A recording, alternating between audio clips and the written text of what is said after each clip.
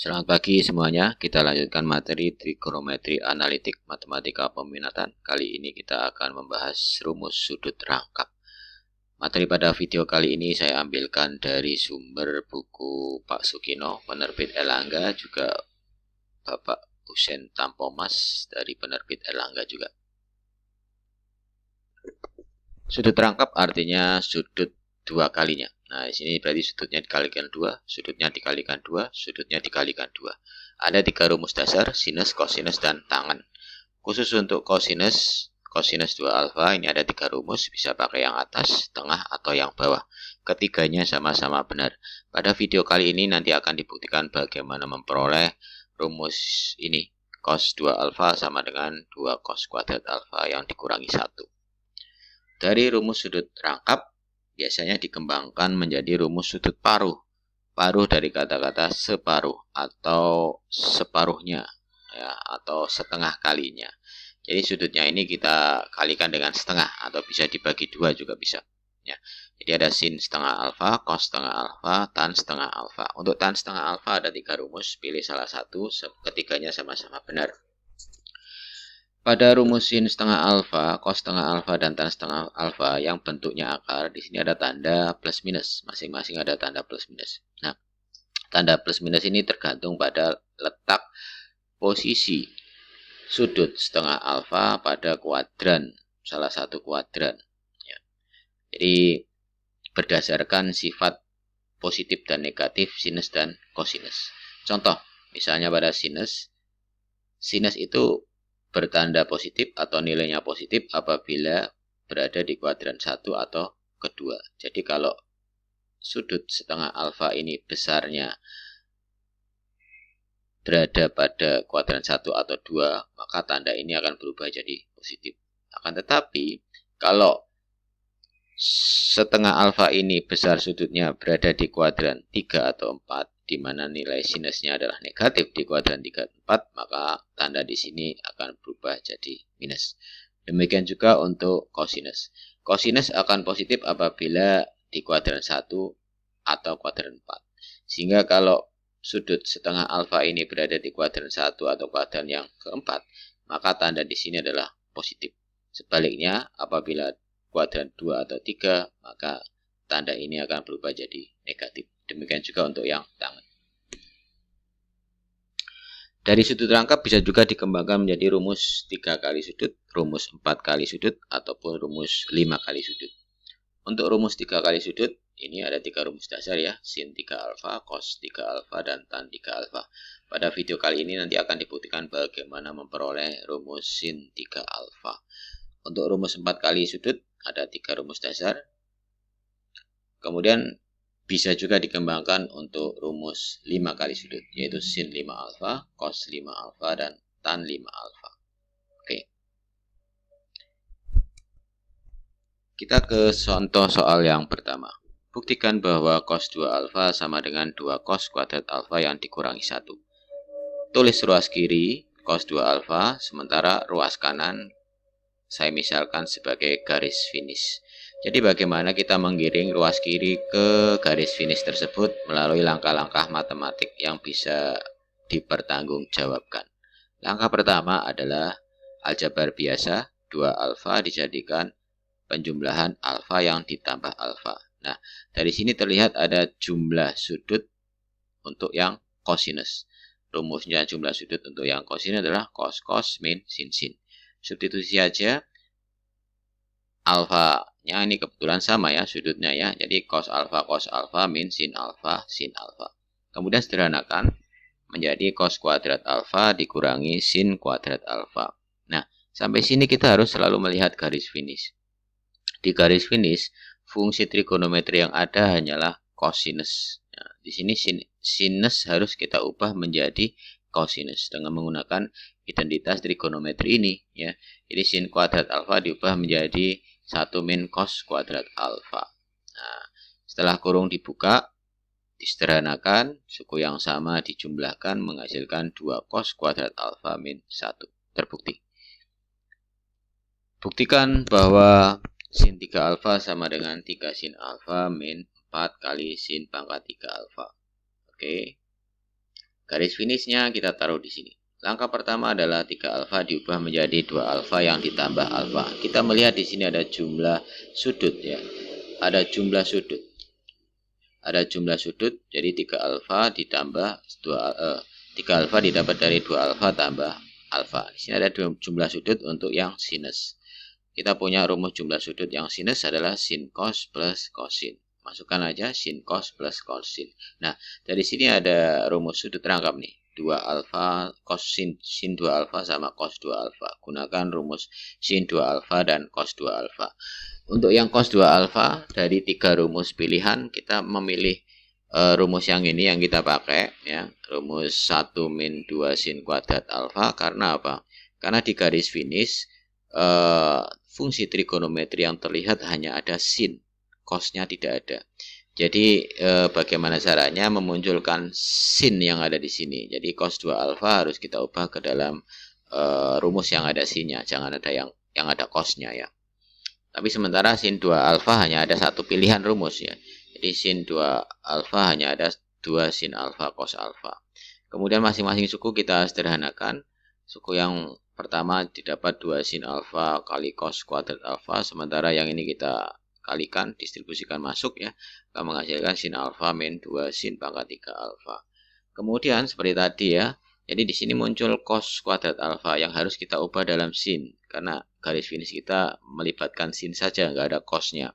Jadi cos kuadrat alfa kita ubah jadi 1 min sin kuadrat alfa. Nah, di sini sudah terlihat semua fungsi trigonometrinya adalah sinus. Tinggal kita sederhanakan saja. Suku-suku yang sejenis 2 sin alfa sama sin alfa jadi 3 sin alfa. Sementara min 2 sin pangkat 3 alfa min 2 sin pangkat 3 alfa menjadi min 4 sin pangkat 3 alfa. Terbukti sama seperti ruas yang kanan. Kita lanjut untuk soal yang kedua. Jika sin 2x sama dengan 1/5, maka nilai dari sin x plus cos x adalah berapa? 5 pilihan, pilihan ganda, semua pilihan dalam bentuk akar. Oke, kita selesaikan. Kita curiganya yang pertama adalah di sini ada sin 2x. Nah, sin 2x kita punya rumus sudut rangkap sin 2 alfa, 2 sin alfa, cos alfa. Jadi nanti ini digiring ke situ. Curiganya seperti itu. Sementara yang ini adalah penjumlahan dua suku sin A plus cos A. Karena pilihannya ada akarnya, saya curiganya di sini pastilah dikuadratkan ya.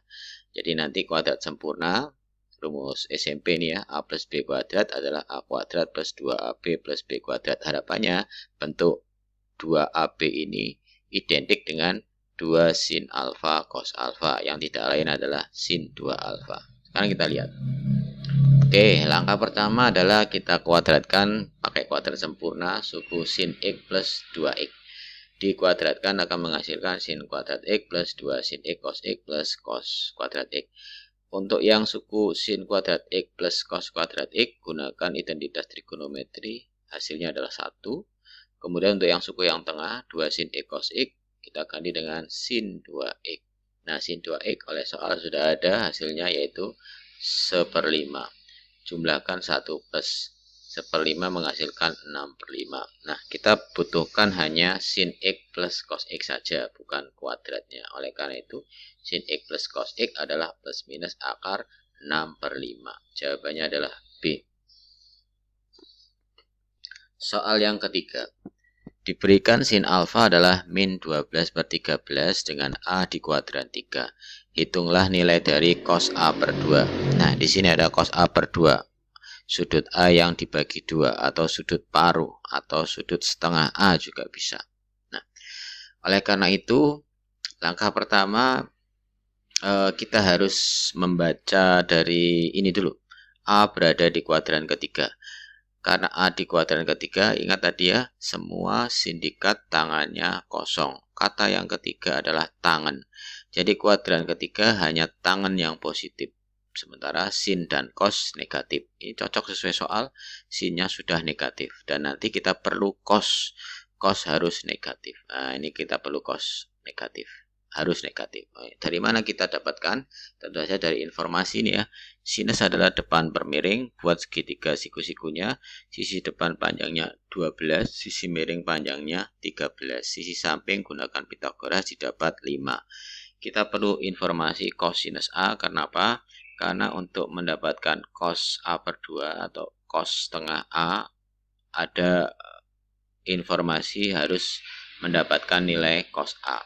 Jadi cos A adalah samping per miring 5 per 13. Tapi ingat, cos kuadran 3 adalah negatif. Jadi min 5 per 13. Kita lanjut. Nah, ini tadi yang saya sebutkan tadi ya, rumus sudut paruh untuk yang cos setengah A ini ada informasi cos A. Jadi tadi kita butuhkan itu. Nah, jangan lupa di sini ada tanda plus minus. Kita harus pilih salah satu, dia plus atau minus. Nah, tergantung pada sudut setengah A tadi. Nah, bagaimana cara mencari sudut setengah A? Kita dari soal didapat sudut A adalah di kuadran yang ketiga, A kuadran ketiga. Kuadran ketiga besarnya di antara 180 derajat sampai 270 derajat. Nah, karena kita butuh informasi setengah A, berarti A ini kita bagi 2 atau kita kalikan setengah. Oleh karena itu, untuk yang batas bawah juga kita bagi 2, ini juga bagi 2. Jadi akan didapatlah 90 derajat kurang dari setengah A kurang dari 135 derajat. Dari pertidaksamaan ini kita tahu bahwa posisi setengah A ini berada di kuadran yang kedua. Karena letaknya besarnya antara 90 sampai 135 derajat. Kuadran kedua apa artinya? Semua sin dikat A, sinnya saja yang positif, sementara cos dan tangen adalah negatif. Kita butuh cos negatif. Ya, artinya pada sudut setengah A, cosnya negatif. Artinya apa? Rumus ini nanti harus negatif, karena cos yang setengah A adalah negatif. Oke. Nah, kita ubah min dari akar 1 plus cos A per 2. Karena negatif ya. Setengah A-nya berada di kuadran yang kedua. Kemudian panggil kembali, substitusikan nilai cos A yaitu min 5 per 13. Selesaikan sesuai hukum matematika biasa ya. Bagian dalam akar kita kalikan dengan 13 per 13 untuk menyederhanakan bentuk ini. Kalian bisa juga dengan nyamakan penyebut juga boleh. Nanti akan terbentuk hasil akhir min 2 per akar 13. Biasanya kita rasionalkan dengan mengalihkan akar 13 per akar 13. Sehingga hasil akhir adalah min 2 per 13 akar 13. Oke, itu saja 3 soal dari saya sebagai materi sudut rangkap kali ini. Seperti biasa, kalian kerjakan 4 soal sebagai aplikasi kalian belajar pada materi ini. Kirim di link tugas tinyurl.com/11matminat06. Ada 1 soal pembuktian, kemudian 4 soal yang lain adalah pilihan ganda. Sebagai kata penyemangat pada pembelajaran kali ini, saya ambilkan dari kata pepatah. Kekayaan bukanlah dengan banyaknya harta, namun kekayaan adalah hati yang selalu merasa cukup. Kalian yang berlimpah uang, kalian yang berlimpah dengan kekayaan, harta, kalau tidak merasa cukup, maka kalian akan miskin. Oleh karena itu, hati kita harus selalu merasa cukup agar kita tetap kaya. Terima kasih. Tetap semangat, tetap sehat, belajar dari rumah, pantang mengeluh. Mari kita lawan COVID bersama-sama. Semoga kita menang. Terima kasih. Selamat pagi.